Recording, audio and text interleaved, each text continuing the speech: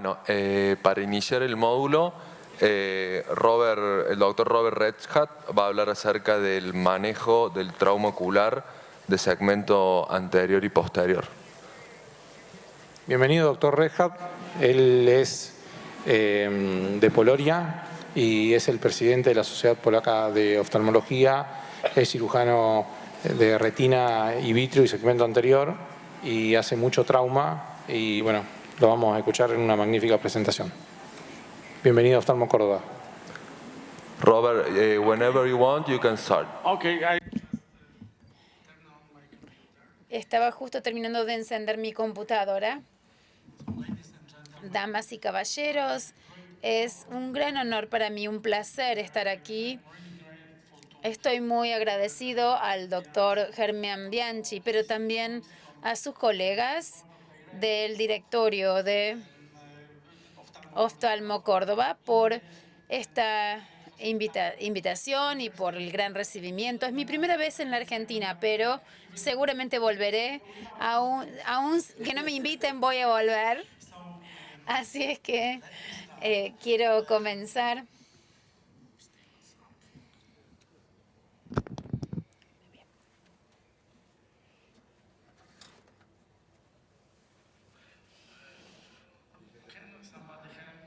Si alguien me puede ayudar con la computadora. Antes funcionaba, no sé qué sucedió.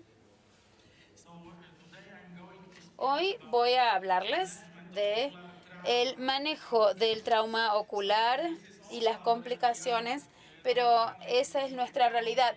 No solo las nuevas tecnologías, no solo los nuevos lentes y los diagnósticos nos ayudan, especialmente si uno trabaja en un hospital muy grande. Todos los días conocen pacientes con trauma ocular y con complicaciones que, como sabrán, pueden ser muy severas, específicamente en lo que se refiere a la agudeza y también a los problemas postoperatorios crónicos, como por ejemplo. Entonces, primero quiero mostrarles en dónde yo trabajo. Este es mi hospital, este es todo el edificio. Es un edificio viejo, está un poquito escondido. El profesor Havich trabajó allí donde inventó la crioextracción del lente de la catarata. Hoy hemos oído algunas cosas en la hermosa disertación del doctor Heinz Senior. Cuando hablamos del manejo de las complicaciones postraumáticas, que debemos saber que desde el primer momento tenemos que tratar de manera adecuada a ese paciente. Por supuesto que debemos diagnosticar todas las complicaciones, chequear la historia clínica, optimizar la cirugía con herida, también ver el estado de la retina. El próximo paso es la reconstrucción de la cámara anterior y de todos sus problemas, y también pensar en el manejo del ifema, del glaucoma. Y el tema principal es prevenir la endoftalmitis y luego también el glaucoma. Sabemos que el espectro del daño ocular está realmente dañado. Entonces, conocemos todos los síntomas, como el anillo nervoso, la recesión angular, la iridodiálisis, también la ciclodiálisis, como así también problemas de lentes, como la subluxación o la luxación del lente, tanto en la cámara anterior si hay un contacto con el endotelio, lo cual nos obliga a actuar inmediatamente en el cuerpo vitroso. Todos estos síntomas, como la roseta de contusión, la perforación, como así también los problemas de la retina, la edema de Berlín, pero también las lágrimas de retina, la ruptura retinal, el ifema. También dependiendo de la severidad debemos actuar adecuadamente para evitar la hematocórnea. Y la reabsorción también puede llevarse adelante después de 6 días. Hay que observar al paciente a través del ODP, la IOP inferior y pensar en cómo prevenir picos en el IOP, la presión ocular y también la hematocórnea, también el glaucoma secundario. Es necesario controlar la situación, especialmente después de 5 días tenemos que remover, extraer lo oscuro, las partes negras de la cámara anterior. En las subluxaciones a menudo se requieren, o casi siempre, se requiere nuestra intervención. Aquí podemos ver una situación clínica. Normalmente estos son personas jóvenes, son personas muy activas que requieren tratamientos adecuados. Entonces, chequeamos la retina.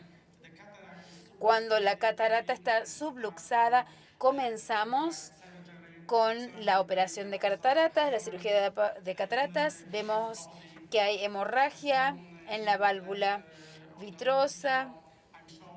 Aquí a la izquierda muestro la situación que observamos en un paciente joven, donde le realizamos primero la operación de cataratas con la reconstrucción del segmento anterior y luego, después de la cirugía de cataratas, todo mejoró.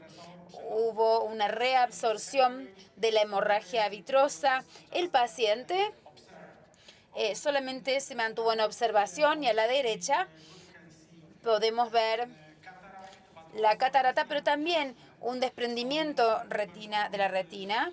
Realizamos una facotrectomía para tratar al paciente de manera inmediata y con muy buenos resultados. Estas son algunas de las consecuencias de un trauma por corte. Tratamos todo tipo de problemas, pero si tenemos una herida corneal, como aquí, debemos pensar que ese paciente va a necesitar más adelante una observación cuidadosa. A veces este tipo de trauma requiere también una vitrectomía.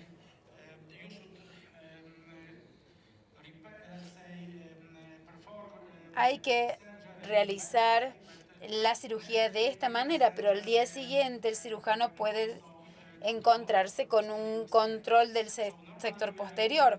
Normalmente usamos las técnicas de Gerois y Haas con 5 puntos. En la periferia son más largos, hacia el centro estos puntos son más cortos, para también así crear una cópula entre la córnea y la cicatrización es mínima. Entonces, por muchos años hemos usado esta técnica de Rose-Hasnick también para tratar el segmento posterior y sus problemas. Entonces, ahora hablando de la oftalmitis, debemos realizar de manera muy cuidadosa el diagnóstico y hacer un escaneo, una tomografía. Si no podemos detectar, por ejemplo, madera o vidrio, usamos a veces también ultrasonido, VM, las tecnologías de Daaber para detectar ambos, la oftalmitis o la presencia de un cuerpo extraño intraocular. La idea es detectar un objeto extraño intraocular y poder tratarlo de manera adecuada. Tenemos síntomas como, por ejemplo, especialmente si es un trauma penetrante, donde hay una herida que no se cierra y hay un alto riesgo. de una progresión rápida. No esperen hasta la etapa de la retracción. Hay que tratarlo de manera adecuada porque a veces aquí vemos una infección con las esporas de Bacillus. Es un proceso realmente muy rápido. En 24 horas perdemos totalmente el ojo. A veces he conocido situaciones en las que a la noche estaba bien y a la mañana ya estaba así el ojo. Entonces, hay que tener esto muy en cuenta. En la presentación, si tenemos reflejo rojo, podemos realizar un antibiótico intravitreal por medio de inyecciones con una tapa vitrosa y un examen biológico. Y si no hay mejora, si no hay reflejo rojo, realizamos una vitrectomía. La vitrectomía debe realizarse bien temprano y debe ser completa con PVD, teniendo mucho cuidado. A veces hay un cierre macular y debo intentar evitar áreas necróticas. Me gustaría mostrarle algunos casos, al final, algunos casos clínicos de mi práctica. Este paciente tenía 28 años, lo mandaron desde otro hospital, fue derivado. 3 intentos de extraer un pedazo de metal que tenía en el ojo y mis colegas incluso lo empujaron hasta un ángulo y no lo podíamos encontrar. En cada cirugía había signos de siderosis. Empezamos a usar estas cánulas para tratar. Ahí vemos el pedazo de metal que estaba en un ángulo y con forceps pudimos extraerlo. Esto es en 3D. El doctor Honing Shaw usa este manubrio de Fredicis.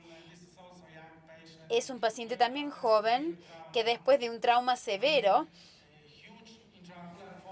con un enorme cuerpo externo, cuerpo foráneo, estaba insertado en la mácula. También tratamos de evitar los problemas adicionales con la retina. Empezamos de manera muy cuidadosa a realizar el procedimiento. Es un paciente joven, así es que traté de agrandar la cápsula Rexis usando primero las tijeras y luego usando un tope vitroso, el material, un cortador vitroso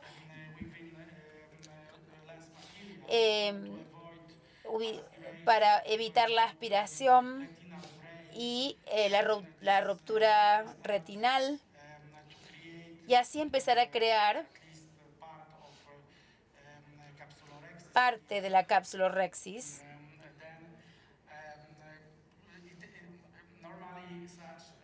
Normalmente, este tipo de cirugías son largas porque tenemos que tener mucho cuidado, evitar cualquier tipo de forcejeo en la retina o en la sustancia vítrea. Y, por supuesto, en el sistema 3D nos ayuda mucho el hecho de que tengamos una gran resolución y una gran ampliación de la imagen. Como vieron en la presentación de Gustavo Heink, también podemos usar filtros y ser muy precisos y muy cuidadosos con respecto a lo que estamos haciendo. También este es un paciente joven que tenía altas expectativas con respecto a los resultados, especialmente en estos casos también suelen ser problemáticos porque las heridas corneanas, el plan era extraer este cuerpo extraño intraocular aspirando y cortando con un cáter vitroso. El material del lente es muy suave, muy blando, perdón, y como verán aquí, El cuerpo extraño dentro del ojo es muy irregular y muy muy filoso. Tratamos de aspirarlo de manera segura. El material del lente con córtex.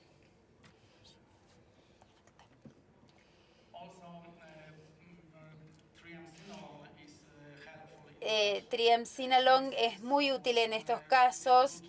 Es bueno extraer estos cuerpos vitrosos con triamcinolone. El cáter vitroso inmediatamente nos ayuda a cortarlo, a cortar la sustancia vitrosa.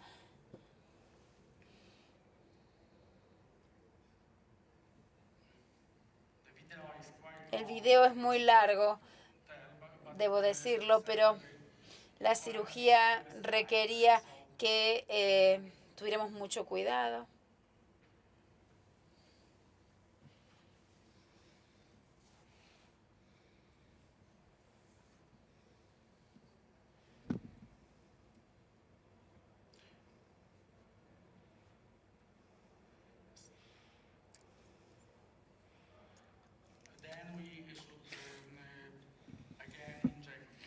Tuvimos que inyectar sustancia viscoelástica para que este cuerpo extraño intraocular se pueda mover, se mueva, y de manera muy, muy cuidadosa, utilizando un forceps, extraemos este cuerpo extraño. La forma, como verán, es muy problemática, muy difícil de extraer, y por ahí tirar mucho nos hacía que tuvimos que cortarlo, ya que estaba trabado en la sustancia vitrosa. No teníamos la suficiente fuerza para extraerla. Así es que, como vemos que hay algunas fibras del cuerpo vitroso. Tuvimos que hacer más grande el canal. ¿Le diste antibióticos mientras el ojo estaba abierto? Le di ventomicina en fluido de la máquina. Le introduzco desde la máquina todo en fluido, en todos los casos de trauma, tanto en la cámara anterior como en el segmento posterior. La vicomicina es de mucha ayuda y con una baja concentración, ¿no? Preparamos una solución CCR de vicomicina en los casos de trauma. Y así evitamos la oftalmitis. Muchas gracias por esa pregunta a propósito. En este caso, terminamos la extracción de este cuerpo extraño intraocular y pasamos a introducir un lente de 3 piezas, de 3 partes, con esta técnica. Pero si uno no tiene cuidado con, bueno, esta pieza, pedacito de metal, si está en la mácula, entonces el paciente puede perder su visión. Y después del control, este paciente tuvo 0,5 y tuvimos el mismo problema con la lente rota. Y si deberíamos hacer un trasplante corneal o no, pero el paciente decidió no hacerlo. Entonces, debo admitir que la versión era más larga, pero bueno, es una cirugía en vivo.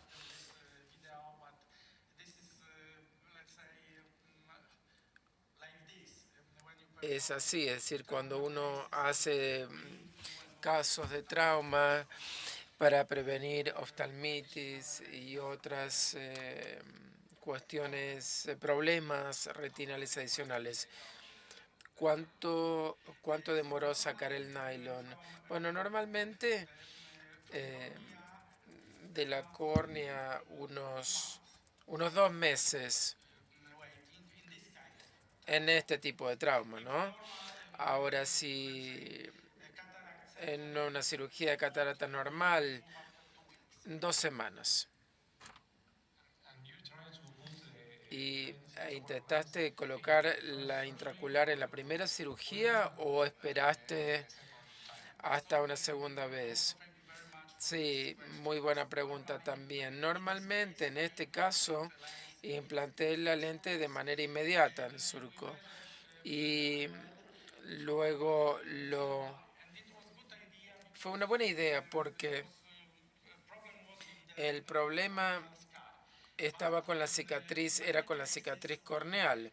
En muchos casos nos detenemos, observamos la retina y cuando estamos seguros que podemos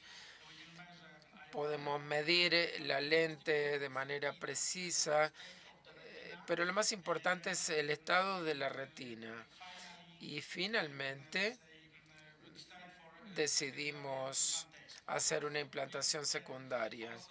Por supuesto, también se puede hacer una vitrectomía trasplanar, como por ejemplo aquí. O en el caso de una niña de 6 años con un cuerpo extraño intraocular. Bueno, en este caso la niña venía de otro hospital y la decisión fue que alguien quería, bueno, quería operar el ojo y bueno, decidimos intentar. Fue muy difícil porque era parte de un inhalador que se había trabado por debajo del iris. Entonces, al tratar de sacar, estamos hablando de una niña de paciente de 6 años, muy difícil hacerlo, pero en una segunda parte de esta banda plástica, lo que hice fue hacer una esclerotomía en forma de T y luego después sacar el cuerpo extraño intraocular. Hay veces que hay que pensar en cómo resolver el problema de otra forma.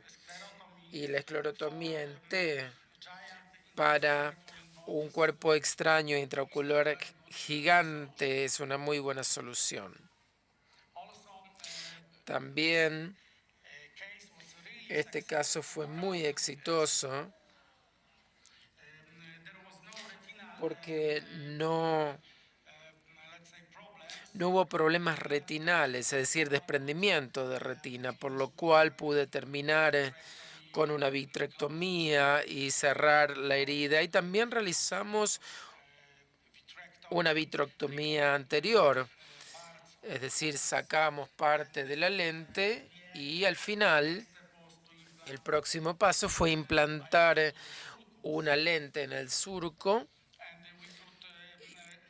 y en ese momento con mis colegas pensamos qué hacer con la córnea, pero bueno, salvamos al ojo y normalmente uno ya sabe cuáles son las consecuencias de este tipo de casos.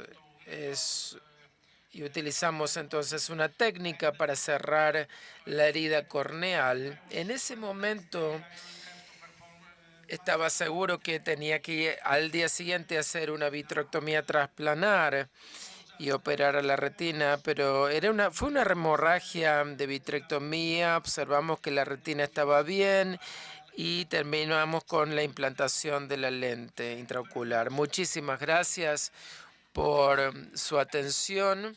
Quisiera resaltar que hoy utilizamos otras técnicas más modernas para tratar trauma ocular. Hay distintas técnicas. Muchísimas gracias por su atención.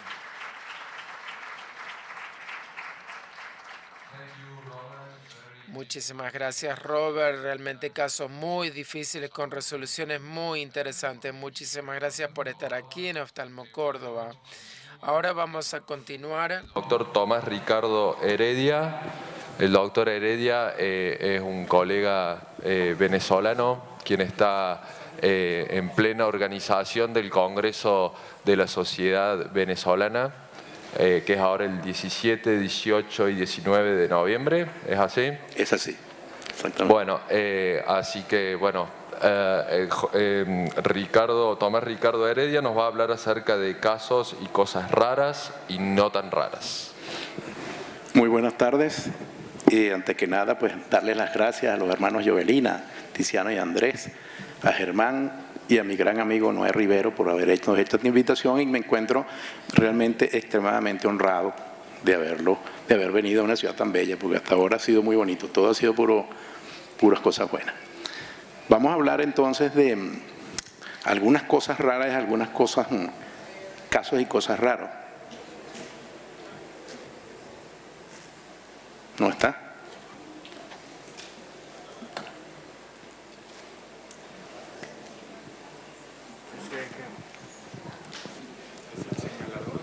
Sí, no. Yo estoy dándole aquí, pero no.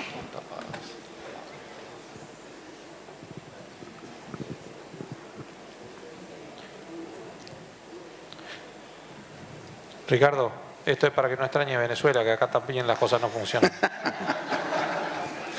Mientras esperamos, nada, quería decirle que el doctor Robert Redtchat también tiene un montón de estudiantes, residentes, que participan en la formación de él, con ¿cuántos simuladores para que aprendan los residentes en formación?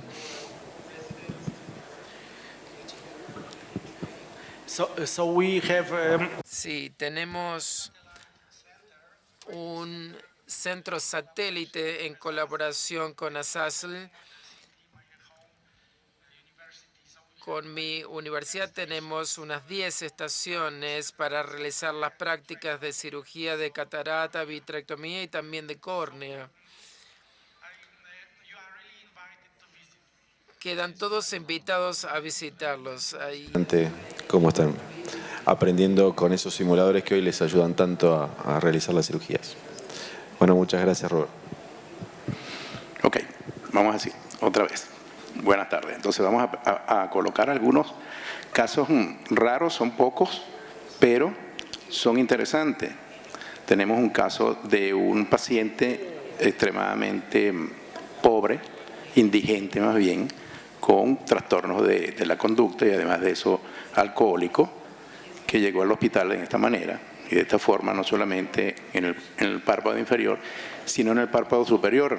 Se identifica como una oftalmomiasis externa, donde la miasis es un parasitismo por invasión de las larvas de dípteros en el tejido orbital, anexos oculares en el mismo párpado, como el caso que nos ocupa. La miasis primaria es que es en tejidos vivos, la invasión en tejidos vivos, mientras que la miasis secundaria es la que normalmente vemos en los animales muertos o en los descompuestos, en tejido necrótico. Y el tipo de larvas principales son la Dermatobia hominis, que es la mosca común, y Oestros ovis, que es la mosca del carnero, que se ve mucho en la sabana, pues en las pampas argentinas. ¿De dónde son? De zonas rurales principalmente, zonas marginales como basureros públicos. Este paciente tenía una condición de pobreza extrema, además de eso, con todas esas condiciones debilitantes crónicas, donde la diabetes mellitus y el alcoholismo crónico son las principales. Los síntomas son dolor moderado, nunca refieren dolores muy fuertes, ardor o prurito, pero lo más importante es la sensación de cuerpo extraño en movimiento. Por supuesto, como vieron las larvitas, pues imagínense. Signos que encontramos son la hiperemia conjuntival, porque está alrededor, dependiendo de dónde estén, la secreción mucopurulenta, como la vieron en el video, la visualización de las larvas en movimiento y el edema palpebral o hasta la quémosis. ¿Cuál es el tratamiento de la oftalmomiasis? Lavado profuso, que se hace generalmente con agua oxigenada, con etanol o con éter. La oclusión con pomada antibiótica, aquí me estaba dando Tiziano, me estaba dando cuál era la fórmula que hacen por aquí. Nosotros somos un poco más, aquí utilizan albahaca, nosotros en Venezuela utilizamos ajo, o utilizan no nosotros, utilizan en el campo o ajo o un producto que nosotros llamamos chimó. Extracción de la larva con pinzas una vez muertas. No se pongan a hacerlos con las larvas vivas. Tienen que ser una vez muertas las larvas. Gotas, ungüentos combinados, ivermectina hay que dar por vía oral y las medidas higiénicas de bañar al paciente, etc. El segundo casito es esto, un tumorcito, un tumor que se ve lobulado. Exactamente estaba ubicado en la base del limbo corneal, en la parte inferior, que estaba sobre el párpado inferior. Decidimos, por cuestiones de costos y además por práctica médica, que lo hemos hecho, hacerlo en el consultorio como medidas de asepsia y antisepsia, y extrajimos un tumor que llevamos, esto fue en el mismo momento postoperatorio, lo llevamos a biopsia y nos refieren como un papiloma escamoso de crecimiento verrugoso, con gran cantidad de queratosis en la parte superior, la ven ustedes, y con vacuolización del tejido medio. El paciente un mes después es un papiloma conjuntival, que es un tumor benigno de epitelio conjuntival escamoso estratificado, en la conjuntiva vulvar generalmente, y cuya etiología está imprecisa, pero sí está relacionado mucho con infecciones virales como el VPH, por ejemplo. La epidemiología, pues hasta el 16% es en tumor conjuntival en adultos, el 10% de tumor en conjuntival en niños y adolescentes, es mayor en el sexo masculino y sobre todo en los sexualmente activos, y por eso el mayor factor de riesgo es la presencia del VPH. Puede coexistir, de hecho este paciente tenía VPH genital. El papiloma conjuntival se puede encontrar uniobilateral, solitario, multifocal, como lo vemos allí, en la carúncula en cualquiera de estas posiciones, exofítico o endofítico y hasta mixto puede ser. El diagnóstico diferencial son con todas estas patologías, sobre todo las lesiones malignas, como el cáncer de células sebáceas, linfoma y hasta el neso. Y el diagnóstico se hace por la historia clínica, examen clínico con la lámpara hendidura, evidentemente no más importante. La citología de impresión era lo que se hacía en la década de los 70 y 80. Ahora el OCT de segmento anterior y el VM, como los tenemos allí, y la biopsia excisional o excisional, que fue lo que hicimos nosotros. Al mismo tiempo fue tratamiento, lo de nosotros fue no solamente diagnóstico, sino terapéutico. Sin embargo, el tratamiento tiene muchísimas, pero muchísimas. Interferón se ha utilizado, la mitomicina C, inyectado directamente o en gotas, cimetidina por vía oral, la fotoagulación con láser con azul de toluidina, la terapia fotodinámica y la cirugía principal, que puede ser simple o combinada con crioterapia, los mismos medicamentos antineoplásicos, los antiangiogénicos que se están utilizando con mucha frecuencia y el láser de carbono, que es lo más reciente. Pues, ¿okay? El último caso es un caso clínico de un paciente de 68 años caucásico que se nos presentó en mayo del 2020 con una midriasis farmacológica porque venía de una consulta pública, un dolor leve en el ojo izquierdo, con cuerpo flotante que veía y era un alto hipermétrope. Esta es la presentación clínica, la biomicroscopía, había una hiperemia leve moderada, habían precipitados queráticos, la atrofia del segmento pupilar y además de eso, como ven ustedes, había una especie de heterocromía con el paciente. Tenía los PKs, o sea, los precipitados queráticos, que eran muy finos, se ven mejor en el OCT. La catarata en el Pentacam era una catarata que era más o menos nuclear principalmente, le tumbaba un poco de visión al paciente, pero fíjense los nervios ópticos, donde el nervio óptico del ojo izquierdo era mucho más amplio, casi vamos a decir que era un nervio óptico con atrofia, con una pérdida importante de la capa de fibras nerviosas. Y realizamos la cirugía de las cataratas para mejorar un poco la visión, pero el iris tiene memoria, hice una facomulsificación muy simple, no fue difícil, pero fíjense el iris como tiene memoria y atrapó el lente, volvimos al quirófano con el paciente y repusimos el lente, pero siempre la pupila quedó de esa manera. En el transcurso del tiempo, los 3 meses, el paciente hizo una opacidad de la cápsula posterior, le realizamos un jack láser, ahí ven ustedes el arrollamiento de la cápsula posterior, y se identifica como un síndrome uveítico de Fuchs, hoy llamado así, antes se llamaba iridociclitis heterocrómica, que es una inflamación crónica leve, atrofia o heterocromía de iris, precipitados queráticos característicos, flotters vítreos, que era el paciente lo que identificaba. En el caso de él no había edema macular. Y es más o menos el 4.5% de todos los uveitis, pero es sumamente subdiagnosticada, no le dan mucha gente la investigación. Los precipitados queráticos son finos, el flare, la heterocromía, todo lo que presentaban nuestros pacientes, atrofia de iris y el esfínter pupilar, y los nódulos de Kep o Busaca se presentan con frecuencia que nosotros no teníamos en nuestro paciente. Y el diagnóstico diferencial es normalmente con atrofia idiopática del iris, atrofia secundaria, el Bosner-Schulman, el síndrome de Horner y un síndrome que es bastante novedoso, que es la transiluminación bilateral aguda del iris. Muchísimas gracias.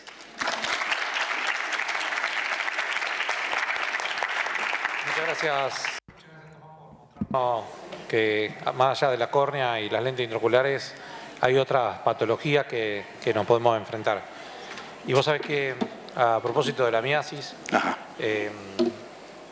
no solamente por ahí uno se queda con la idea de que pueden ser pacientes indigentes o descuidados. Tuvimos a raíz de la pandemia un paciente tenía un carcinoma vasocelular, estaba programado para operarse, vino la pandemia. Tuvimos acá en Argentina la pandemia más larga del mundo, creo, y vino un año y medio después con una miasis ocular que a origen de ese carcinoma vasocelular que fue creciendo, se ve que la mosca vino, parasitó y lamentablemente el paciente terminó en una exenteración orbitaria. ¿Pero ganadero tenía algo que ver con trabajo en el campo? No. Nada. No. Trabajo casero. Sí, trabajo casero, o sea que la mosca vino y le parasitó también en un tumor, ¿no? Claro. Nosotros lo hemos visto con frecuencia, bastante en el hospital lo veíamos, pero en esos pacientes de muy baja condición social o pacientes que estaban en los alrededores, que trabajaban en las fincas alrededores de Valencia, en las haciendas alrededores de Valencia, se ven más que todo en esos pacientes. Realmente no es un caso fácil conseguir una tumoración de esa manera. Bueno, muchas gracias, Tomás. Vamos a ir con el doctor Vicente Morín, él es mexicano de nacimiento, pero hace mucho tiempo que está en Perú, Lima, así que es México-peruano, y él nos va a hablar de tatuajes corneales como manejo estético para pacientes sin visión. Bienvenido, Vicente, un placer tenerte. Muchísimas gracias por la invitación, encantado de estar aquí con todos ustedes. Y bueno, vamos a hablar acerca de la queratopigmentación, o mejor conocido como los tatuajes corneales. Antes que nada, esta indicación para la queratopigmentación es en pacientes con ojos ciegos, con córneas irregulares, que el lente de contacto no les acopla muy bien, es el lente de contacto cosmético, y que buscan una mejoría en su estética, ¿no? Un poquito de la historia de la queratopigmentación, hablar que el primero en hacerlo fue Galeno en el año 1050 a.C., él usaba sulfato de cobre. Posteriormente, Ateus comenzó a cauterizar la córnea con un estilete y posteriormente colocaba ahí un colorante que usaba agallas de polvo y hierro. Posterior a eso, en 1869, este oftalmólogo, Luis von Wecker, empezó a utilizar la llamada tinta china, aplicaba cocaína para anestesiar la córnea y después colocaba la tinta y con una aguja empezaba a hacer la queratopigmentación. En 1872, Taylor dijo, bueno, debes de usar una sola aguja, vamos a usar varias agujas. Y posteriormente, en 1874, Lewis fue el primero que defendió y puso en práctica el tatuaje con colores. En la actualidad hay muchísimas técnicas, estas son las tres más representativas. La primera, la que vemos en la parte A, es donde se inyecta la tinta directamente al estroma. La segunda, se crea un flap corneal, y la tercera, que es la C, que es la que yo les vengo a hablar, es con una máquina para tatuar. Ahí estoy con el doctor Matías Camerati. Esto lo empezamos hace 6 años, él siendo mi R1, yo estaba en el fellow, empezamos a tatuar a estos pacientes. Hasta la actualidad tenemos 57 ojos tatuados. Las complicaciones más frecuentes que hemos llegado a tener han sido perforaciones corneales. De esos 57 ojos hemos tenido 3, repitalizaciones tardías, infecciones y un desprendimiento de retina. Valga que el paciente pues, estaba ciego, ¿verdad? Limitaciones quirúrgicas, bueno, aquí se habla con el paciente, decirle que va a ser en 1 o 2 sesiones el tatuaje corneal. Va a haber zonas de despigmentación, ¿ok? Y va a haber zonas de ese afinamiento corneal que esas partes no les aconsejo tocar porque van a tener una perforación corneal. Aquí usamos muchísimo a la mano este OCT de segmento anterior, como ustedes pueden ver, las córneas son completamente irregulares. Entonces son córneas bastante grosadas, irregulares, el lente de contacto cosmético no va. Entonces eso lo usamos en el intraoperatorio para ver en qué parte voy a estar tatuando la córnea. ¿Cómo funciona? Bueno, ustedes pueden ver ahí en la máquina, está la máquina para tatuar, se inyecta, ¿ok? En la parte estromal la tinta. Los insumos que necesitamos, bueno, la tinta que estamos utilizando es micropigmento, es de la tinta que se utiliza en los tatuadores, con la que se está tatuando actualmente, ¿ok? Los hisopos, bastantes hisopos, desepitelizamos la córnea y un compás para medir la profundidad con la que vamos a estar tatuando. Paso a paso, aquí son diferentes videos. En el primer video, lo más difícil es igualar el color del ojo del paciente. Lo que cuesta más trabajo son ojos claros, porque igualar un ojo claro, un ojo verde, un ojo azul cuesta muchísimo, muchísimo trabajo. Los ojos cafés es más sencillo poder estar haciendo igual los tatuajes. Posterior a eso, bueno, en el primer video se revuelve bien la tinta, les aconsejo que agiten bien la tinta unos 5 minutos antes de empezarlo para que se mezcle bien, ponerla sobre el guante, ver que sea, yo les aconsejo que sea un tono más fuerte que el otro ojo porque el tatuaje se empieza a bajar la intensidad, que es normal. ¿Okay? En el segundo video estoy sacando ahí la tinta, todo se maneja con un pedal. Okay, igual. En el tercer video, ahí estoy midiendo la profundidad con la que vamos a estar tatuando. Entonces, A, desepitelizamos, B, ahí ya estoy haciendo un afinamiento y C, estoy midiendo para ver dónde va a quedar la pupila del paciente. Las agujas, ahorita en el mercado, los tatuadores también como nosotros tienen un montón de tecnología. Hay muchísimos tipos de agujas para estar tatuando. Yo lo que les recomiendo es el RL. Ayuda bastante. Hemos estado probando en estos 5 años cuál es la mejor aguja, con cuál se tatúa mejor. Esa es la que les recomiendo. Y bueno, en el video de la parte derecha están viendo, bueno, parte izquierda, cómo voy regulando el tamaño de la aguja. Lo que ustedes están viendo en el centro es la máquina para tatuar. Ese botoncito que ven ahí es el regulador de potencia, ¿ok? ¿Y de qué nos va a servir regular la potencia? Ustedes pueden ver, ahí estamos tatuando una queratoprótesis, un paciente con ya casi una nula visión que ya nomás deseaba, doctor, yo solamente ya busco lo estético, ¿no? Entonces, está en cámara lenta para que ustedes vean cómo hace el golpeteo. Entonces, es importante que sepan cuánto van a estar regulando el poder, porque si no, eso les va a causar después desprendimiento de retina. Entonces, les aconsejo siempre que empiecen con una potencia baja y de acuerdo a lo que ustedes vean que esté tatuando, aumentan la potencia. Aquí está la técnica operatoria, se hace con alcohol como si fuera a hacer un PRK. Tratar de quitar bien el epitelio. Hay zonas donde va a haber estas queratopatías en banda. Cuesta mucho trabajo quitar las queratopatías en banda, pero raspándole bien va saliendo poco a poco. Con el hisopo tapan la zona central donde va a quedar su pupila y empiezan a tatuar las zonas periféricas. Ahora, en la zona periférica el paciente refiere mucho dolor. Entonces yo les aconsejo que anteriormente lo hacíamos con anestesia tópica y ahorita ya lo hacemos con tópica y con sedación. ¿ok? El paciente va a estar más a gusto y les va a cooperar bastante para este tipo de procedimiento.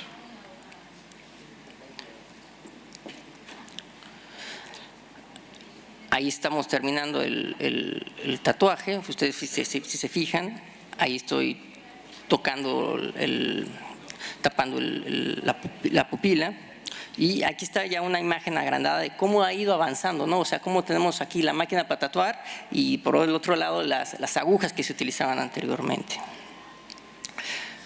Uno de los retos quirúrgicos es cuando encontramos esas córneas engrosadas, cuando uno piensa que está tatuando y que está llegando al estroma, pero no, realmente no está llegando al estroma el tatuaje, la tinta no está llegando, entonces hay que levantar, hay que debridar, quitar la parte de la córnea con mucho cuidado para poder alisar otra vez, darle un poquito de forma y que vuelva a entrar ese pigmento. Entonces esto hace bastante complejo el procedimiento porque tú tienes que estar viendo también cuánto tenías de paquimetría del paciente, ¿no? Se vuelve a raspar, entonces ya volvía a regularizar un poco más la córnea para que entre el pigmento y continúa. El manejo posoperatorio, lente de contacto de 7 a 9 días, dependiendo del caso, lágrima artificial libre de preservantes, cada 2 horas los primeros 7 días, después cada 4 horas, un moxifloxacino y bueno, acetato de prednisolona se lo vamos dejando escalonado hasta completar los 30 días. Posterior a los 30 días nos pasamos a una fluorometolona o a un loteprednol. Esta es una imagen del paciente en el preoperatorio, en el posoperatorio inmediato, cómo queda en el tatuaje y a los 30 días. Entonces, ustedes fíjense cómo cambia la perspectiva del paciente, el estético, la parte visual, quedan bastante contentos, quedan satisfechos. Y bueno, les dejo aquí 7 tips para una buena queratopigmentación. Cuando ustedes se quieran animar, bueno, primero hablar con el paciente, seleccionar el paciente correcto, es bastante importante. Un paciente correcto es un paciente contento. La mezcla de las tintas, siempre buscando el tono más fuerte porque se va a bajar el color. Ya les había mencionado, regular la fuente de poder, comenzar con un poder bajo. El tamaño para el tamaño de la aguja, regularlo con una paquimetría que sea cuando unos 3/4 partes de la profundidad de la zona que ustedes van a estar tatuando. ¿Ok? Evitar zonas con paquimetrías menores de 350 porque luego ahí pueden llegar a perforar. Primero tatúen el iris, después la pupila, ¿ok? Es más fácil primero que quede el pigmento, así si ustedes se llegan a una parte de la zona del iris, perdón, a la zona de la pupila, el pigmento negro va a taparlo, por ejemplo, lo café, entonces no hay ningún problema. Y evaluar en el posoperatorio, ¿qué es lo que se tienen que fijar? Primero, la fijación, que esté bien, la fijación de los colores, las modificaciones que ustedes producen en el tejido corneal al momento de tatuar y la distribución real de estas partículas dispersas del pigmento. Bueno, esto sería todo. Muchísimas gracias. Muy buena la presentación, Vicente. Yo tuve un caso de un paciente que lo derivé acá en Córdoba con el doctor Dalalasta, que es quien hace muy bien lo que es el tatuaje corneal, y me llamó la atención el resultado estético, fue muy bueno como los casos que vos mostrabas, pero además de eso el paciente tenía mucha molestia en ese ojo que también tenía una queratopatía en banda. Quería saber tu experiencia acerca de si les mejora también el malestar y la alteración. Claro, definitivamente. Les mejora bastante. Ahora,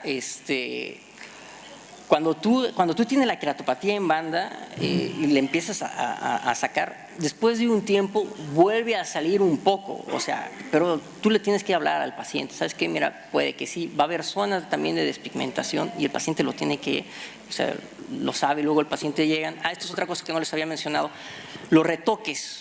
Es importante que sepa el paciente que, por ejemplo, va a necesitar un retoque de aquí a 8 meses o a 1 año, dependiendo cómo está la córnea, qué tan pronunciada esté. Por el mismo parpadeo del ojo va a haber zonas que se van a estar despigmentando. ¿Cómo maneja? Sí. Una pregunta, ¿cuánto cuesta hacer esto? Baratísimo. ¿Qué es barato? Pues, comprar la tinta. ¿Pero cuánto le cuesta a un paciente? Y la máquina, ¿al paciente cuánto se le cobra? Sí. No, nomás es por ya, a ver, curiosidad mexicana. Nomás. Curiosidad mexicana, $1000. Ok. Ya, pero insumos... ¿Y cuánto tiempo dura? 40 minutos. Ok. Una de las cosas que se hacía tiempo atrás, ahora la tecnología nos ayuda con todas estas cosas, como mostró Chente, perfecto, pero se usaba el negro de humo, con una vela en un cristal y se ponía negro el cristal, después se raspaba ese cristal, caía sobre la córnea y con una agujita se le iba tatuando en la córnea. Esos procedimientos me los contaba mi maestro, el doctor Nano. Claro. Algo que hicimos nosotros, nos fuimos con los tatuadores. Nos fuimos a las zonas donde hacen los tatuajes y ellos fueron los que nos explicaron, nos recomendaron, mira, para tal tinta o te recomiendo tal aguja para cosas más finas, la técnica, porque no solamente es agarrar y pasarla, no, tiene que ver la técnica, que cómo uno coloca la aguja para poder ver lo que está haciendo, ¿no? El ver dónde estás tatuando, porque si no nomás se va a llenar todo eso de la tinta y no vas a ver, ¿no? En año pasado yo he visto una charla de un grupo de hospital de clínicas de São Paulo y que más me impresionó, más do que la técnica, eran las fotos de los pacientes luego después de la aplicación. Era otra persona, un sorriso muy largo en todos los pacientes, cambiaba la feición, cambiaba la persona inmediatamente. Sí, así es. Muy impresionante. Así es. Bueno, felicitaciones, Chente. Gracias. La verdad que dan ganas de ponerle un trifocal después de eso. Bueno, vamos a seguir con el módulo. Nos visita también de Venezuela el doctor Robinson Barrientos. Nos va a hablar de prótesis iridianas y el manejo moderno de ellas. Bienvenido, Robinson. Muchas gracias a todos. Debo felicitar al grupo de Oftalmo Córdoba, en especial a los hermanos Jovelina y al doctor Germán Bianchi y al doctor Noel Rivero. Gracias por la invitación. Y también darle un especial reconocimiento al grupo de los Ophthalmology Alliance, conformado por grandes maestros y profesores a nivel de Latinoamérica y el mundo. El manejo inicial es prótesis iridiana. Debo recalcar que no tengo ningún interés comercial en la presentación. Desde la aparición del primer modelo de Morken en Alemania, este dispositivo artificial generalmente se originó para tratar de suplir aquel tejido iridiano nativo en donde no era capaz de garantizar una apertura razonable y funcional a nivel de lo que es el área pupilar. Tenemos que dentro de sus indicaciones clásicas es aniridia congénita y traumática, atrofia del esfínter del iris, midriasis traumática, tipo diatrogénica, coloboma iridiano y el albinismo. Y sus contraindicaciones hablan acerca del glaucoma no controlado, pacientes con historia de desprendimiento de retina, ya sea donde hay muchos puntos o impactos de tratamiento previamente. Esto está soportado por diferentes artículos en la literatura donde mencionan su utilidad y sus contraindicaciones. Aquí vemos ciertos papers que desde el año 2022, incluso papers modernos que hablan sobre la implantación en casos de trauma y defectos en aniridias congénitas. Tenemos que tener dentro de sus ventajas que reducen la fotofobia, reducen las aberraciones tanto esféricas y cromáticas y mejoran la profundidad de foco. Entre sus desventajas podemos citar la hipertensión ocular, la descompensación corneal, que esto es muy importante al tenerlo en cuenta en este grupo de pacientes, y los episodios de uveitis. En el mercado podemos encontrarlas de dos tipos, rígidas y flexibles. Tenemos que las prótesis diafragmáticas rígidas. Este modelo, el Iris Max tipo 308, fue fabricada en polimetil metraquilato y su inserción en sulco. La particularidad es que se realiza a través de una inserción de 10 milímetros y viene una gama de colores que se puede ajustar de acuerdo al tejido iridiano remanente o teniendo una fotografía del ojo contralateral. La prótesis diafragmática de la casa comercial Octel de Holanda, la HMK ANI 2 modelo 3.11, está compuesto de un material de resina a base de polimetil de PMMA denominado Perpex. Este origina una particularidad que puede ser insertado a través del saco capsular, el sulco ciliar o fijación transescleral. Como vemos, tiene dos puntos de apoyo para su fijación más idónea en lo que es en la pared escleral. Viene en tres gamas de colores, marrón, verde y azul. Esta prótesis diafragmática de la casa comercial Octet también tiene una particularidad que se puede utilizar a nivel del saco capsular, con la inclusión de un anillo de tensión capsular para evitar la contracción capsular en este tipo de pacientes. Como ya fueron mencionados en charlas anteriores, esto ocurre en el tiempo y básicamente la apertura del dispositivo se puede disminuir y puede empeorar la visualización de la retina periférica. Este material está fabricado en PMMA y garantiza una incisión a través del saco capsular a largo plazo. Otra prótesis diafragmática rígida es el modelo de la marca Morken, modelo 50, fabricado en PMA de color negro, en inserción en saco capsular y origina una apertura central de 3.5 y 2.5. Consta de dos segmentos de anillos que vienen interdigitados, los cuales van a garantizar unos elementos multisegmentados sectorial dependiendo del defecto iridiano, ya sea que tengamos una neuridia congénita o traumática. Este originó un elemento que es el modelo 94 y 96, que también está fabricado en PMA de color negro y se utiliza más que todo en defectos localizados, ya sean de 3 horas de extensión para inserción a nivel del saco capsular. Funciona con un anillo de endocapsular de 11 milímetros de diámetro. Al hablar de las prótesis diafragmáticas flexibles, tenemos dos modelos comercializados tanto en Europa como Estados Unidos, el modelo de la casa de Maya Octet de la Alemania y la Costuflex a nivel de Estados Unidos. Está fabricado en silicona con un diseño personalizado de acuerdo al color del iris del paciente, inserción en el sulco ciliar y también en el saco capsular. Este origina un aspecto mucho más estético y moldeable a lo que es las características del ojo afectado, garantizando una mayor textura y una apariencia estética más conformable.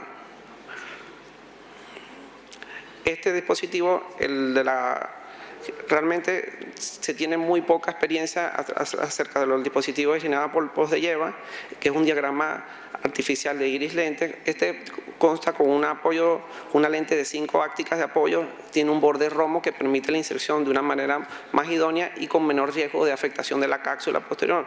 Se puede fijar a la esclera ya sea con una sutura Gorotex o una sutura de polipropileno, y la inserción en el saco capsular o en su defecto de la fijación transescleral garantiza una mayor inserción a largo plazo.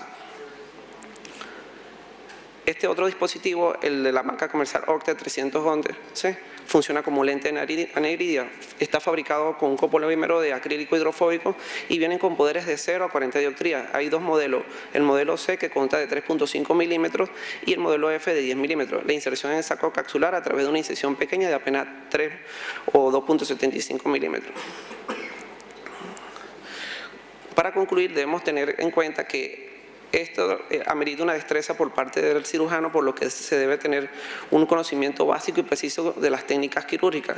A pesar de que se originan buenos resultados en la agudeza visual, en algunos casos, como los modelos Morken anteriormente citados, por limitancia de colores no garantiza un efecto estético. Y tenemos que tener en cuenta que la disminución de la sintomatología en estos pacientes, lo que es la fotofobia y el glare, pueden ser reducidas. Sin embargo, la apariencia estética no es del todo conformable, por lo que se necesita seguimiento a largo plazo para garantizar lo que es la seguridad y eficacia de estos dispositivos. Quiero extenderle una especial invitación a todos y cada uno de los asistentes para el segundo Congreso Panamericano, el Colatox 2023, que se llevará a cabo en la ciudad de Cuenca, Ecuador, en las fechas del 26, 27 y 28 de enero. Y también hacerle la invitación para el próximo Congreso del Mundial de Trauma Ocular en Cartagena de India, en la fecha de agosto de 2023, las cuales definiremos la fecha en la brevedad posible. Muchas gracias a todos por su atención. Bueno, gracias a vos, Robinson, muy interesante. No sé si alguien quiere del panel hacer alguna pregunta.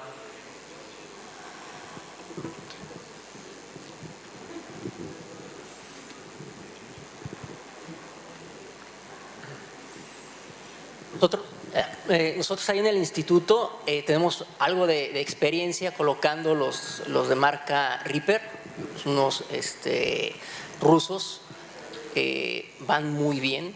Lo que sí es de que, bueno, al momento de inyectarlos tiene que hacer uno una incisión bastante grande, no es con un inyector, sino que los tiene que uno que doblar un poco. Y otra cosa que nos hemos dado cuenta es que tenemos que hacerles un pequeño corte porque por miedo a que nos vaya a hacer después un aumento de presión intraocular, no hay cómo filtre el acuoso. Y la ventaja es de que estos lentes, los Reaper, ya viene con una medida especial, por ejemplo, con las dioptrías que el paciente necesita. Muy bien, Robinson. Hay que aclarar que todas estas prótesis iridianas son para reparación de un ojo que Cierto. tuvo un traumatismo quirúrgico, o no son para cambio de color, que ya sabemos que el daño grave que generan en el ojo las prótesis, como la famosa prótesis de Panamá, que crea uveitis, glaucoma, catarata. No sé, ¿tiene algo para opinar? Sí, tengo una consideración. Unos casos publicados, un caso en particular publicado en la Academia Americana, creo que mencionaron un paciente de manera estética se implantó prótesis iridianas artificiales sin ningún tipo de indicación. El paciente se promovió una endoftalmitis y terminó en visceraciones bilaterales por una indicación no realizada por un médico. Luis Unino. Sí, mira, yo te voy a decir mi experiencia. Creo que con Morchard todos somos los que más experiencia hemos tenido. Por ahí les doy algún tip que yo he usado para hacer Morchard, ya que hago muchas aniridias. Es poner primero un anillo de tensión capsular, después poner el primer anillo, después poner la lente intraocular y después poner el segundo anillo, porque si no los anillos se traban entre sí. Y no nos olvidemos que el Black PMMA es más fácil de romperse que el PMMA sin pintar. Y en relación a IPS, que también puse, la verdad que me fue muy bien. Son incisiones de 4.5 milímetros y tiene que ir todo al saco capsular. Y no nos olvidemos que todos estos dispositivos que van al saco capsular van todos con anillo de tensión capsular. Condición sine qua non para colocarlos, ¿no? Bueno, muchas gracias, Luis, por tu comentario. Vamos a seguir con el simposio. Es un placer presentar a Francisco Román de Perú, más conocido por todos como Oftalmodosis en Instagram. Es una persona que tiene una página, la verdad, que muy interesante, así que los invito a todos que lo sigan. Y él nos va a hablar sobre astigmatismo inducido en cirugía de cataratas. Bienvenido. Muchísimas gracias a todos por su presencia, muchísimas gracias al comité organizador, muchísimas gracias a todos los que nos estaban viendo de la manera virtual y en redes sociales. Esta clase es para todos ustedes, para todos los que estamos en la curva de aprendizaje de la cirugía de catarata y para los que ya hacen cirugías de catarata ya bastantes años, pero de repente aún no saben mucho acerca del astigmatismo inducido que utilizamos, que generamos durante las cirugías. Esta de acá es una gráfica que explica cómo es que podemos calcular el astigmatismo inducido. Nosotros tenemos primero un astigmatismo previo, que es este de acá, y generamos un astigmatismo final. Entonces, la diferencia entre el astigmatismo inicial y el astigmatismo final es nuestro astigmatismo inducido. Y para eso tenemos que hacer esta fórmula. No todos los casos vamos a tener que hacer esta fórmula que es engorrosa. Para eso ya existen programas que nos ayudan para esto, ¿no? Entonces, una breve explicación de cómo es que se genera el astigmatismo inducido. Digamos que tenemos una córnea que es completamente esférica, 44-44. Entonces, le hacemos una pequeña incisión por acá. La córnea se comporta más que todo como si fuera la carpa o como si fuera la carpa de un circo. Si que tú jalas de un lado, tensas del otro lado. Entonces, al final, todas las capas, toda la forma circular que tiene la córnea tiene que tener una tensión similar. Entonces, si relajamos al momento de hacer un corte corneal, al momento de relajarlo, disminuimos la curvatura en este sentido y aumentamos en el otro sentido. Entonces, este va a ser mi astigmatismo inducido. El astigmatismo inducido en este caso sería de 0,50. Porque al final el astigmatismo es el que se va a proporcionar. 0,25 para un lado, 0,25 para el otro lado. Al final suma 0,50. Hacemos otro corte. Digamos de que ahora le hacemos un corte en la parte superior. Entonces sucede lo contrario. Ya empieza a disminuir la parte de arriba y la parte que sería horizontal empieza a aumentar. Entonces de esa manera es que esta córnea, que era completamente regular, la modificamos después de una cirugía. Ahora ya tenemos ya una córnea que es un poquito, digamos, que ya es curva, y generamos una relajación en este sentido. Entonces, en el sentido horizontal disminuye y en el sentido vertical aumenta. Aún el astigmatismo sigue siendo a nivel horizontal, contra la regla, pero ya es menos en el paciente. ¿Qué cosa sería lo desafiante? De que no todos son así 90, 180, 0 grados. Entonces nosotros, por ejemplo, ya tenemos un paciente que tiene un astigmatismo que está oblicuo, a 45 grados. Hacemos un corte en esta zona horizontal y tendemos a variar el ángulo de la curvatura de la córnea final. Todo esto de acá, al final nosotros lo vamos a sacar según diferentes fórmulas que, como ya les dije, no es necesario aprenderse porque eso ya todas las herramientas están en internet. ¿De qué depende la curvatura del eje?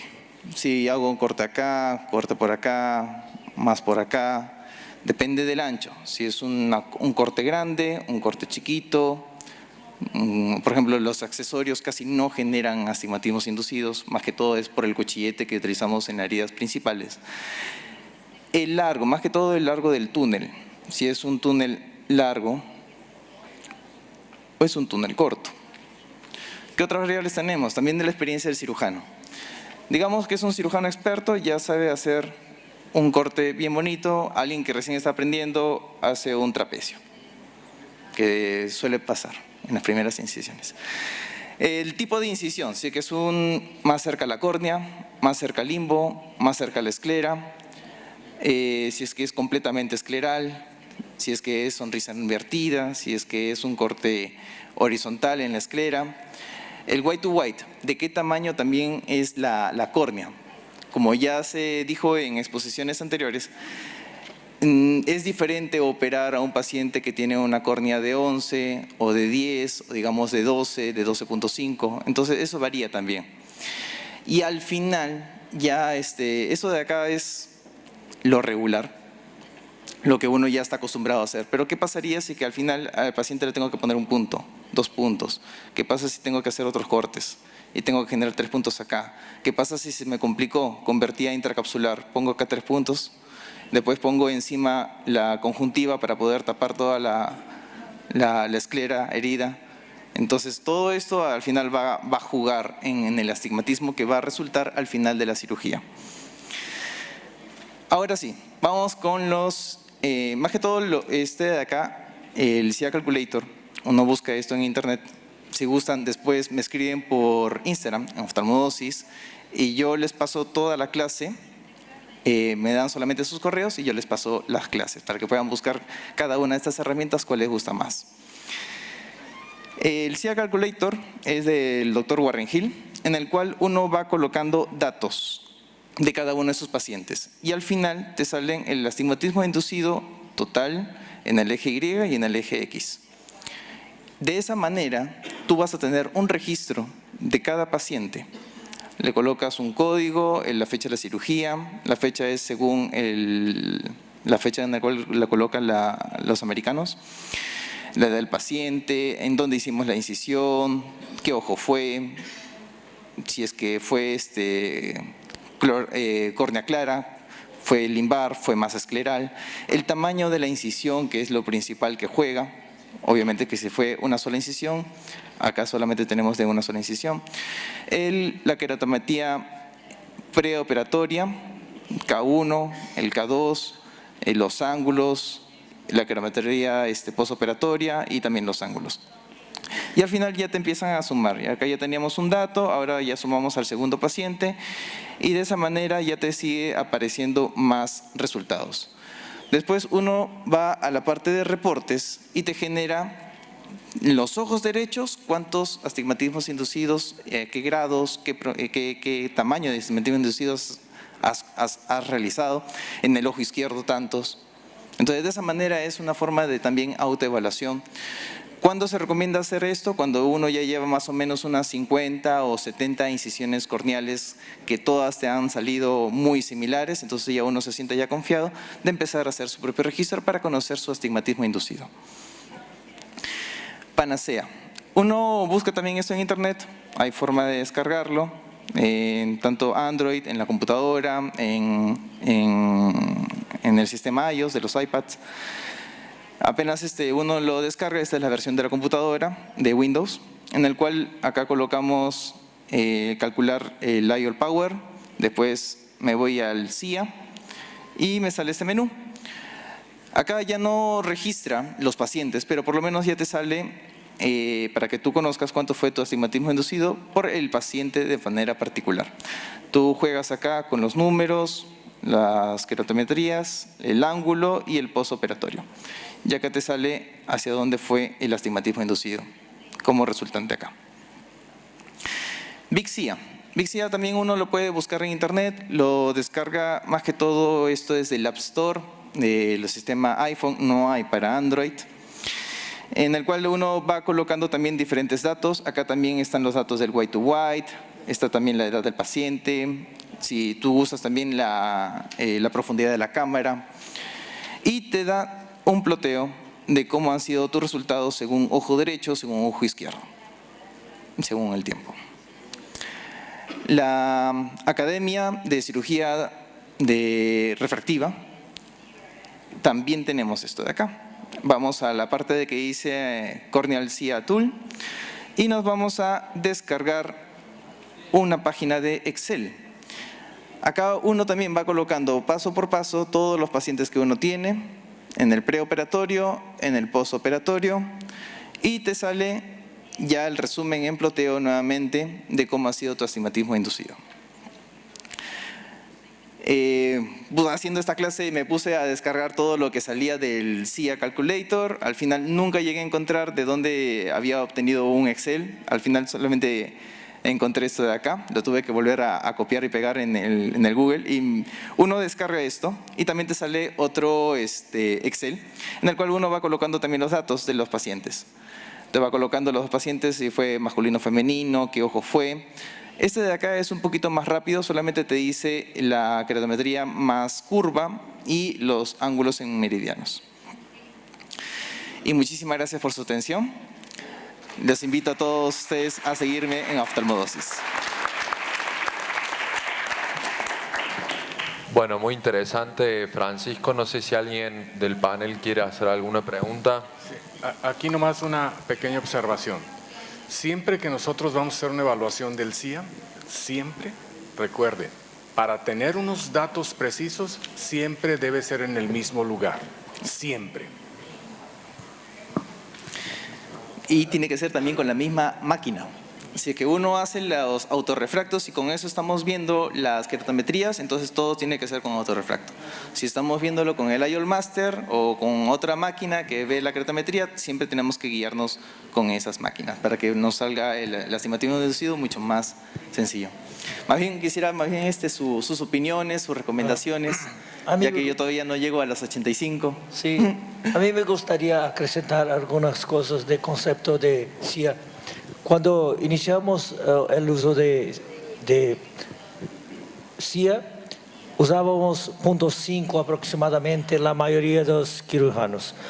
Y el concepto de CIA se desarrolló con el tiempo y actualmente mismo en la calculadora de Warren Hill, usted puede tener tres medidas. Una que es lo que usábamos en principio, que es la media. La media, usted plota todos los resultados y va a extraer la media. de astigmatismo inducido. Después, otra medida que usted puede tener es la mediana, cuando remueve los outliers, números muy grandes o muy pequeños, y fica con el core de números, y así consigue la mediana. Y ahora usamos un número, decía la mayoría de los cirujanos, no usa más 0.5, pero 0.1, 0.1,5, 0.2, advindo de un tercer concepto llamado centroide. El centroide, por ejemplo, si usted tiene varios casos de 0.5, después le pregunto, todos los similares, entonces usted tiene 0.5, pero unos casos fueron a 180, otros casos fueron a 90. Si considera el vector, entonces uno anula otro y tiene sorprendentemente 0. El centroide, porque usted ahora le en cuenta no solo la magnitud, pero también el eje. Entonces, el centroide veio para cambiar el concepto de CIA, y ahora, usando el concepto de centroide que lleva en cuenta el eje, la CIA ha disminuido el número que Warren Hughes recomienda genéricamente, si usted no quiere hacer un levantamiento de todos sus casos. En algunos millares de casos de su database, tiene un dato que es aproximadamente 0.12 de CIA recomendado para casos que típicamente usan incisión temporal a 2.4 milímetros, pero usted puede extrapolar porque es una magnitud muy pequeña, entonces puede usar algo en torno de 0.1 a 0.15 aproximadamente, y que no quedará muy diferente tal vez si faça su propia CIA. Entonces el concepto de centroide ha cambiado nuestra perspectiva y nuestros datos. Muchas gracias. Bueno, Francisco, muchísimas gracias. Felicitaciones, muy linda la clase. Y bueno, vamos a continuar ahora con el doctor Felipe Morera, quien nos hablará acerca del tratamiento de la afaquia traumática. Bienvenido, Felipe, a Oftalmo Córdoba. Hola, muchas gracias. Bueno, lo primero es agradecer la posibilidad de estar acá.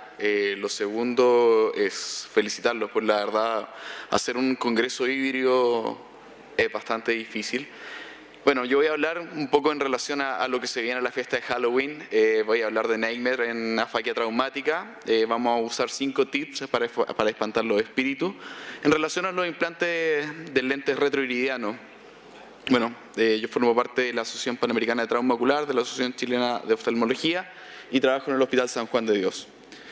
Lo primero es tratar de espantar los espíritus. Bueno, todos los que somos un poquito más viejos sabemos de qué se trata este video. Muchas veces cuando nos enfrentamos a un trauma ocular nos da mucho miedo. Lo primero, y esto en honor al doctor Hugo Campo, todo ojo es salvable, por lo tanto lo que tenemos que enfocarnos es saber cómo lo vamos a rehabilitar. Por lo tanto, son cataratas diferentes, pero lo importante es no correr y tratar de buscar la solución a un paciente que es laboralmente activo, un paciente joven, como todos lo sabemos. A modo de introducción, las afaquias traumáticas habitualmente son de origen traumático. Por muchos años se evitó el implante de lentes en este grupo de pacientes, se trataban de usar lentes de contacto. Sin embargo, nosotros sabemos que un lente de contacto en un paciente que trabaja con bastante suciedad, la verdad no es muy buena idea. Por lo tanto, el implante de lentes ha tenido un auge importante. En el caso que obviamente tengamos un soporte, el lío, un lente intraocular de surco es lo que está indicado. Y lo más importante, antes de decidir qué paciente le vamos a poner qué tipo de lente, es estudiarlo de forma completa. Un recuento de células endoteliales, la revisión de la retina periférica y una conioscopía fundamental. La pregunta es, ¿por qué elegir un lente retropupilar? La verdad, los pacientes con trauma tienen una disminución de las células endoteliales. Cuando hay un daño traumático, hay un daño en el trabéculo, tanto por forma directa como por el proceso inflamatorio que esto genera. Tenemos que recordar que un trauma no es un evento aislado, sino que sigue su proceso inflamatorio de forma crónica. Lo importante es un lente retropupilar que no requiere un cálculo del lente de cámara anterior, y esto es bastante variable, que el tiempo quirúrgico es un poco más amplio. La verdad va a ir en relación a la experiencia que tenga cada cirujano. ¿Cuáles son las limitaciones y las complicaciones de un implante de lente retropupilar? La verdad, esto está más enfocado en lo que era cuando se ponía por delante del iris, que la agudeza visual, la verdad, puede estar dada principalmente por el daño que se produce en la córnea, como el daño retinal que se produce por el trauma, es decir, astigmatismos irregulares, leucoma o daños maculares traumáticos. La disminución de las células endoteliales, en el último tiempo se ha visto que la disminución de las células endoteliales con este grupo de lentes va más en relación a la edad que por el mismo lente. Acá hay un elemento importante que le voy a dar como tips, que lamentablemente es difícil el manejo de la cámara anterior o de la cavidad vítrea, tanto por la patología que tuvo el paciente como por otras condiciones. El uso de irectomía profiláctica, la verdad, ya no se está utilizando, y lo más importante es evaluar cuáles son las características de la presión o el desarrollo de glaucoma en estos pacientes. Si un paciente tiene un síndrome de pseudoexfoliación o tiene un glaucoma pigmentario, la verdad, lo mejor es no implantar un lente y tratar de buscar otra solución. ¿Cuáles son las complicaciones intraoperatorias? Cuando uno tracciona con mucha fuerza puede producir hemorragias de iris, que la verdad pueden transformarse en un hemovitrio y generar muchas complicaciones. Se pueden presentar hipotensiones marcadas, y una cosa que es muy importante es el vitrio en la cámara anterior o muy cerca donde se va a implantar el lente. Y las postoperatorias, como lo dije, el ifema, que puede transformarse fácilmente en una hemorragia vítrea porque tenemos que pensar que es una sola cavidad, y la presencia de inflamaciones. También tenemos alteraciones de la sujeción del lente como subluxaciones, y las descompensaciones corneales que también podemos presentar. Entonces, acá les voy a presentar 5 trucos para evitar las travesuras en esta día de Halloween que se viene. El primer truco es usar un mantenedor de cavidad o cámara. Puede ser un mantenedor de cámara anterior o de cavidad vítrea, eso ya lo van a decidir ustedes. La verdad, yo soy partidario de hacer a todos estos pacientes vitrectomía. ¿Por qué? Porque con eso evito el colapso de la cavidad, que habitualmente es una monocavidad, y esto es el punto más importante porque yo uso un mantenedor, es porque evito el reflujo o la entrada de líquido desde el ojo desde la parte externa al interior del ojo. Por lo tanto, cuando yo tengo un mantenedor de cámara o la infusión de la vitrectomía, todo el flujo permanente va a ser de salida. Algunas veces vamos a tener prolapso de iris, pero eso lo podemos manejar bajando las presiones. Nunca es cortar la infusión, siempre bajándola. Podemos llegar hasta 5, pero lo importante es mantener el flujo. Y otra cosa que es importante, esto no sustituye el uso de viscoelástico. Como truco número 2, es que hacer un flap conjuntival inicialmente y un túnel escleral. El flap conjuntival habitualmente yo lo realizo en relación a la base de conjuntiva. ¿Por qué? Porque si yo lo hago en base limbar, cuando yo saco la conjuntiva del túnel, voy a tapar el punto de entrada o la claridad que me da la córnea. Por lo tanto, lo ideal es hacerlo hacia conjuntiva. Un túnel escleral me da mucha más estabilidad de la cavidad, me genera menos grados de astigmatismo, el daño en la córnea es bastante menor, y el cierre habitualmente es con muy pocos puntos, pueden ser 3, 2 y en el peor de los casos 5 puntos. Acá podemos ver cómo se hace inicialmente con un crescent y después dentro de la cavidad con un cuchillete 275, y después vamos a implantar el lente y, uso de viscoelástico, como lo había dicho, y el cierre del túnel con un Vicryl 7.0 o un Nylon 9.0. ¿Por qué hago vitrectomía en todos estos pacientes? Porque la vitrectomía me permite una revisión exhaustiva de la base del vitrio, por lo tanto puedo encontrar desgarro o agujero que los puedo tratar de forma inmediata y así prevenir la realización la progresión a un desprendimiento de retina. También cuando yo implanto el lente evito las tracciones vítreas al implante del lente, también disminuye el riesgo de membranas epirretinales, agujeros maculares en largo tiempo, y en el caso que tenga alguna complicación del lente que se luxe, lo puedo subir rápidamente, y el aseo de la cavidad vítrea. Como truco número 4, ya casi terminando, es el instrumental adecuado. La pinza pato, la shaper, es lo indicado. Por favor, no intentemos implantar estos lentes con otro tipo de pinza, la espátula de iris o las agujas de enclavación. ¿Por qué uso la espátula de iris? Porque las agujas de enclavación son hechas para lentes que se van a poner en la cámara anterior, por lo tanto cuando yo intento enclavar el lente con una aguja de fijación se me puede quedar enganchado y obviamente generar daño. Los cuchilletes adecuados crecen 15 grados y 2,75 y sin COE, y siempre recordar que es necesario hacer el aseo de la cavidad vítrea terminando el procedimiento. Y por último, ¿cómo implanto el lente? El lente a través del túnel escleral, después de haber aplicado el viscoelástico, lo tomo inicialmente de forma inversa, la pinza shaper o la pato, y después lo doy vuelta para poder tener la posición adecuada. Habitualmente yo le puedo dar una pequeña marca a la parte anterior del lente en caso que se me llegue a caer, para saber cuál es la parte anterior y cuál es la parte posterior. La enclavación del lente siempre la hago, como lo dije, con una espátula de iris tipo Barraquer. Y el uso del viscoelástico también es fundamental. Ahí podemos ver cómo se implanta de un lado y luego del otro costado.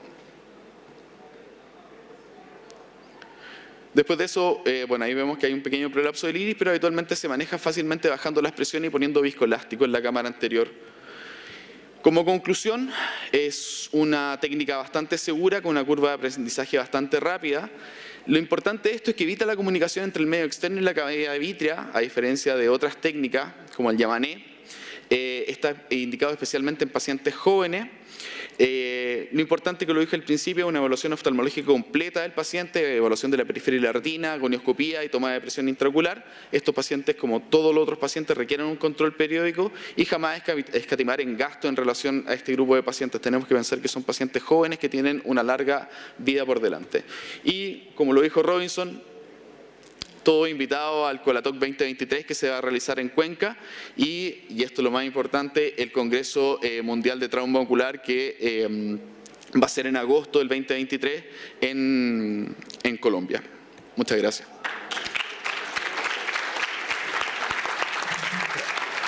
Gracias, Felipe, por tu presentación.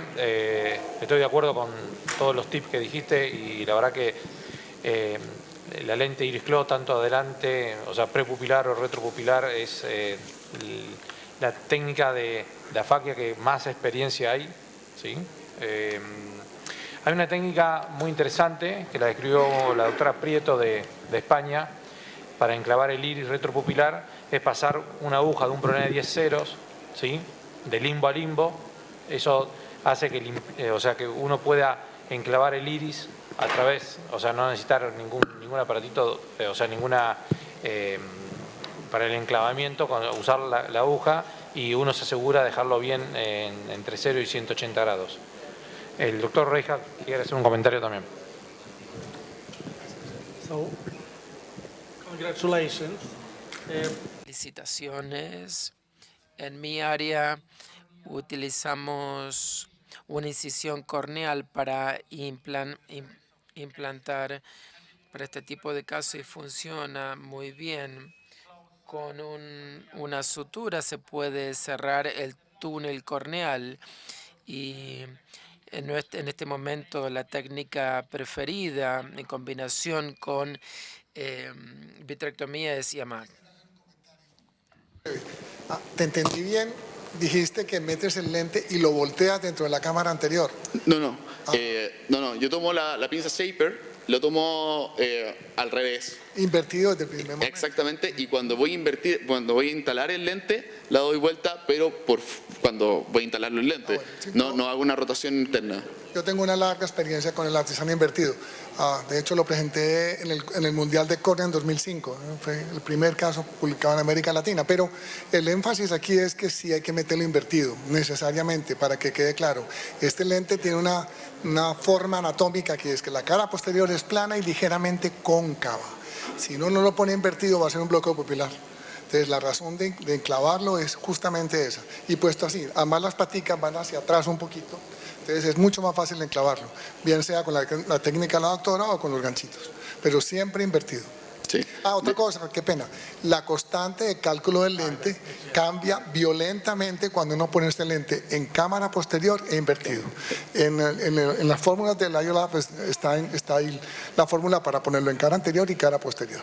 Y es importante. De hecho, cuando uno solicita la biometría tiene que dejar claro que es para un lente retropupilar y ahí saca el cálculo. Voy a dar la razón porque empecé a marcar los lentes. Una vez estaba poniendo un lente con un colega. Lo tomé y se cayó el lente y no teníamos otro lente de respaldo y le preguntaba cuál es la cara más cóncava, cuál es la cara más convexa. Mi compañero me decía esa. La verdad lo pusimos y teníamos la posibilidad del 50 y 50 y por suerte ganamos y quedó bien posicionado. Bueno, no sé si Milton, ¿querés agregar algo? Sí, una cosa que yo creo que es muy importante que el ponente ha mencionado y también doctor Robert, tenemos acá dos ponentes que son cirujanos de segmento posterior y mostraron la importancia de la vitrectomía cuando pensamos en esas técnicas. Una crítica que tengo particular, muy personal, es que muchas veces hablamos muy de Yamane y él propio no habla tanto de la importancia de la vitrectomía y él hace vitrectomía en los casos de él.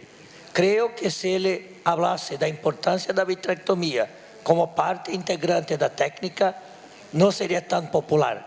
Entonces muchos colegas hacen la técnica de Yamane sin vitrectomía y él mismo hace vitrectomía. Y eso es un llamado, porque yo soy un cirujano del segmento anterior, pero yo respeto esa parte de cirujano del segmento posterior y creo que nosotros debemos ver muy bien y el segundo punto de cuidado ha dado importancia para la vitrectomía completa. Eso mismo nos dice siempre el doctor Daniel Calvo, quien nos hace a nosotros las afaquias. Nosotros hacemos el trauma, él hace las afaquias. Y siempre remarca eso de la importancia de remover todo el vitrio, porque bueno, es lo que puede lesionar la retina. Sí, muchos de los colegas de segmento anterior quieren una técnica sencilla que permita resolver su problema que tiene ocasionalmente. No es bueno, creo que debe encaminar para un colega de vitrectomía, de retina, que haga la técnica completa. De acuerdo. Sí. Importantísimo limpiar la base del vítreo. Eso es fundamental. Yo no hago retina, sí, pero si uno no hace una buena limpieza de la base del vítreo, el chance de que hagan DRs en el largo plazo es muy alto. Sí. Sobre todo en los niños. Sí. Entonces, lo que acaba de decir el doctor Milton es verdad. Debe ser una vitrectomía completa. Completa. Yo creo que muchos casos de implante secundario que están siendo hechos no están siendo feitos correctamente porque existe una desinformación de este importante paso. De acuerdo. Muy importante. Sí, estoy de acuerdo que tiene que haber una vitrectomía, pero no hace falta que sea completa, que vayamos a decolar, no sé, la hialoide posterior. Sí tenemos que hacer una vitrectomía completa del vitrio anterior, no del vitrio que está sobre la pupila, es del vitrio anterior. Y si podemos identar la base del vitrio es importante. Y no solamente para Yamane, para cualquier técnica que vamos a resolver una afaquia, tenemos que hacer una vitrectomía adecuada, ya sea por vía anterior o con un trocar por vía posterior. O sea, un trocar no significa que vamos a hacer una vitrectomía completa hasta el fondo, sí, pero tenemos que hacer una vitrectomía completa anterior. Y creo que todo cirujano del segmento anterior tiene que aprender a hacerla y no depender de un cirujano vitrio, ¿sí?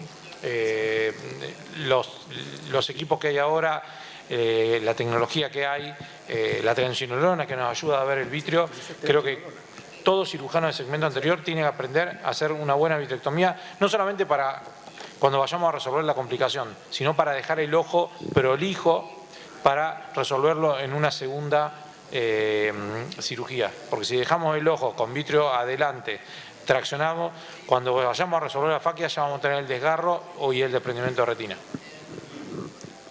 Todos los cirujanos anteriores y posteriores, como el caso tuyo, ¿utilizan siempre la triamcinolona, como recomendaba el doctor Robert? Yo sí.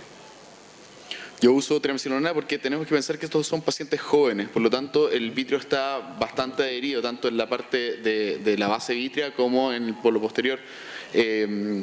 Yo trato de hacer una vitrectomía completa, pongo triamcinolona para realizar un buen DVP, porque si yo dejo un DVP, un vitrio adherido al polo posterior, va a generar un aumento de posibilidades de hacer una membrana epirretinal o un agujero macular. Por eso es la razón que yo lo hago completo.